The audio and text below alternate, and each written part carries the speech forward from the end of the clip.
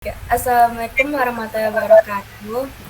Perkenalkan saya Aura Wardani dari kelompok 2. Sebelumnya terima kasih kepada Ibu Asli Wulandari yang telah memberi kesempatan kepada kami untuk mempresentasikan mengenai study case ketiga, yaitu perhatian untuk influencer BPOM minta cerdas dalam mempromosikan produk.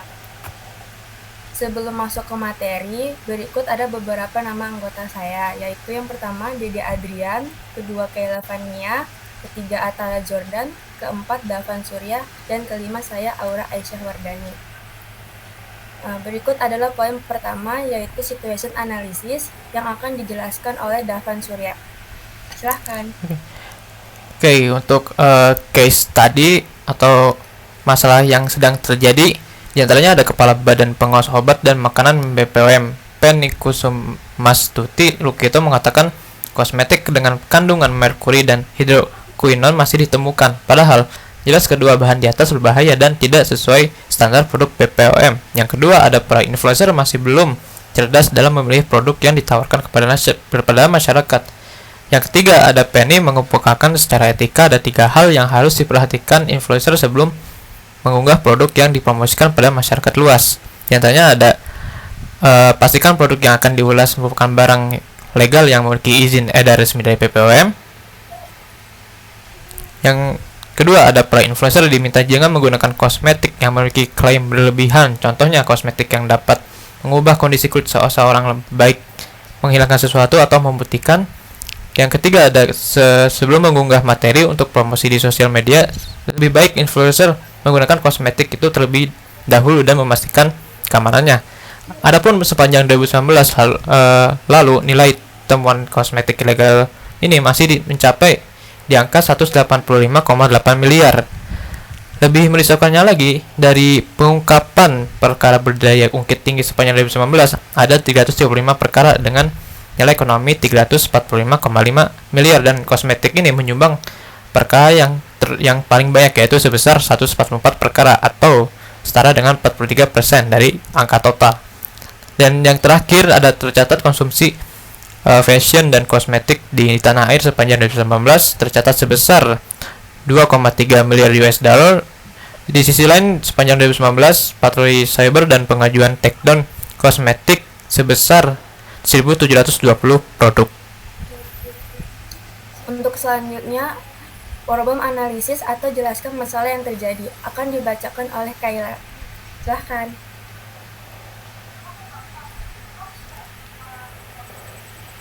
Maka dari itu, penyebaran kosmetik dengan kandungan merkuri dan hidroquinone yang berbahaya tidak sesuai standar produk BPOM. Selain itu juga, masih banyak para influencer yang belum cerdas memilih produk kosmetik serta dalam melakukan promosi kosmetik umumnya melalui skema endorsement yang aman untuk ditawarkan kepada masyarakat sekitar.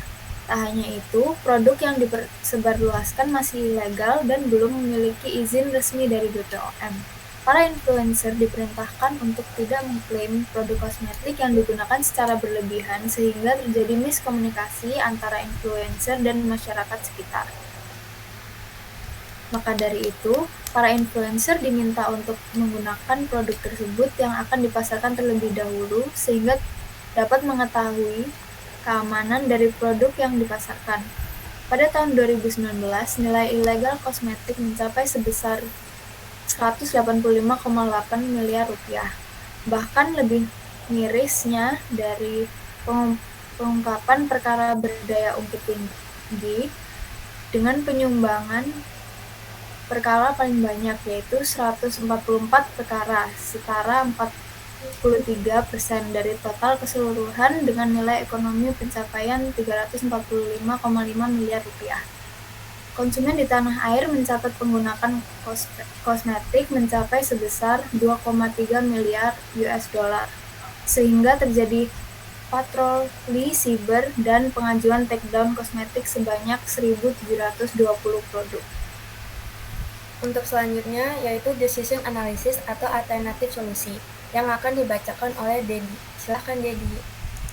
Baik, di sini saya akan menjelaskan tentang alternatif solusi. Yang pertama ada sebelum diedarkan, produsen kosmetik harus mendaftarkan produknya ke BPOM. Terus yang kedua, sebagai konsumen harus teliti juga mengenai ada tidaknya bahan berbahaya dalam kosmetik pada komposisi produk. Yang ketiga, pastikan pembuat dan penyalur kosmetik harus mencantumkan nama dan alamatnya di kemasan kosmetik. Yang keempat, menjalin kerjasama yang lebih luas dengan berbagai pihak untuk mencegah peredaran kosmetik ilegal atau kosmetik yang belum mendapatkan izin. Yang kelima, berkoordinasi dengan Menteri Komunikasi dan Informatika untuk menangani iklan yang muncul di berbagai media yang membuat konsumen tergiur dengan produknya. Baik, dan ini adalah poin terakhir, yaitu potential problem analysis atau solusi kesimpulan. Akan dibacakan oleh Saudara Atala. Silahkan. Baik, dari pihak pembeli dan influencer untuk sesama-sama teliti terhadap produk yang akan digunakan atau di-review. Untuk pihak konsumen, sebelum membeli suatu produk, alangkah baiknya mencegah serta mencari tahu mengenai produk itu dahulu. Terlebih produk kosmetik ataupun kecantikan. Untuk dari pihak influencer, diharapkan untuk memakai atau menggunakan produk itu dahulu sebelum dipasarkan lewat media sosial. Apalagi mengenai produk kosmetik, kebanyakan pihak pembeli masih belum paham mengenai produk ilegal atau abal-abal. Produk ilegal atau abal-abal ini sangat berbahaya untuk badan dan kesehatan. Sekian dari kami kelompok 2.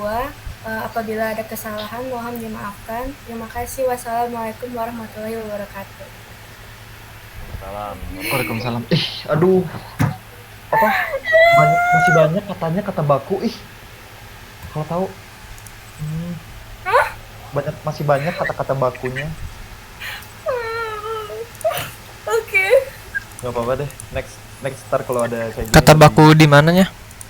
Ininya dap kayak Maksudnya? ntar nih. Misalnya nih ya. Tadi